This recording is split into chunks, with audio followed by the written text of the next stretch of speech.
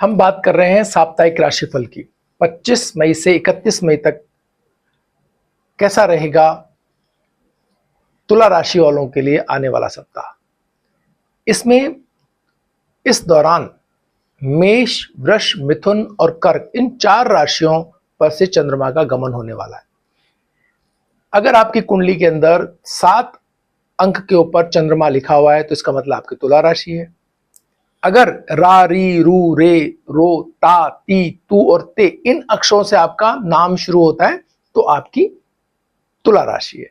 तुला राशि के जातकों के लिए हेल्थ के पॉइंट ऑफ व्यू से यह सप्ताह कैसा रहेगा, इस पर अगर हम देखते हैं तो अष्टम स्थान के ऊपर सूर्य और बुध विराजमान है और चंद्रमा भी यहीं से ही गोचर कर रहे हैं इस सप्ताह। इसके मायने ये हैं कि आपके लिए इस सप्ताह के अंदर थोड़े मौसम बदलने के इफेक्ट को आपको संभालना होगा।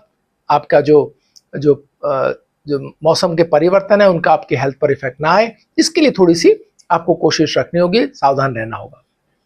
लव और रिलेशनशिप भावनाओं के संबंध में बात करें तो पंचम स्थान के अंदर राहु बैठे हुए हैं और 7th हाउस का स्वामी मंगल इस समय नीच राशि के अंदर है। इसके मायने ये है कि तुला राशि वालों के लिए भावनात्मक संबंधों में थोड़ी सी उथल पुथल देख सकते हैं, थोड़ा सा दबाव महसूस करेंगे, अपनी बात मनवाने की वो कोशिश करेंगे और साथ ही किसी खास बात पर रिजल्ट रह सकते हैं, थोड़े दृढ़ रह सकते हैं, तो इसका कहीं टकराव ना हो इसके लिए थोड़ी कोशिश करें। और पहले से अगर तनावग्रस्त है आपका जीवन तो फिर क्या करना है, इसके लिए नीचे दिए गए नंबरों पर अगर आप हमसे संपर्क करेंगे तो फिर वो व्यक्तिगत रूप से अलग से बात की जा सकती है। लेकिन राशिगत क्या रहने वाला है, इसका मतलब यह है कि आप लोगों के लिए थोड़ा सावधानी से वार्तालाप के अंदर आपको रखना होगा और साथ ही की भावनाओं का ख्याल रखना होगा, तभी ये रिश्ता ठीक से निभ पाएगा।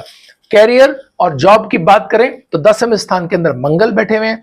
आपके विरुद्ध कुछ कूटनीति हो सकती है, ऑफिस पॉलिटिक्स में आपके साथी आपके विरुद्ध कोई कूट रचना कर सकते हैं, इससे आपको सावधान रहने की आवश्यकता है। और आपकी आय यानी इनकम के लिए अपने इनकम में से थोड़ी बचत आपको करनी होगी नियमित रूप से, जिससे आने वाले आगे की अगर कोई समस्या हो तो उसको आप सही ढंग से संभाल सकें। जहां तक बात है फाइनेंस की, आपके द्वितीय स्थान का जो स्वामी है मंगल, वो इस समय नीच राशि में चल रहे हैं, यानी कि बचत खर्च होने की स्थिति है और नए चीजों के लिए आपको अगर धन खर्च हो रहा है तो वो जो अनुमान है उससे ज्यादा खर्च होता हुआ दिखा दे। मांगलिक कार्यों के लिए धन खर्च हो सकता है लेकिन वो भी अनुमान से अधिक, तो बहुत समझ करके आपको अपने जो बचत है उसका ध्यान रखना है और साथ साथ में ये भी ध्यान रखना है कि जो आपकी जो अपेक्षाएं हैं जो लोगों की, वो भी कहीं ठीक से हैंडल हो। तो दोनों चीजों के बीच सही संतुलन बनाएंगे तो इस समय का ठीक से लाभ ले पाएंगे।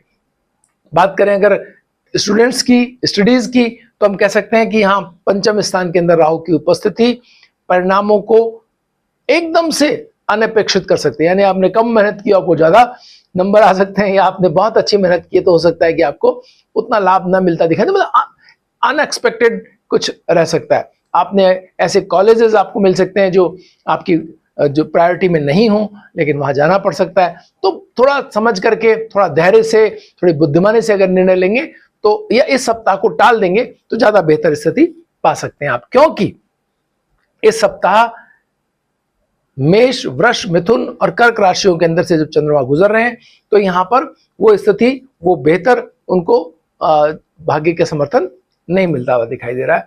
साथ में बात करें अगर स्पिरिचुअलिटी की तो बृहस्पति की जो उपस्थिति है वो भाग्य स्थान में होने के कारण एक बेहतर उनको साथ मिल रहा है ईश्वर का, भाग्य का।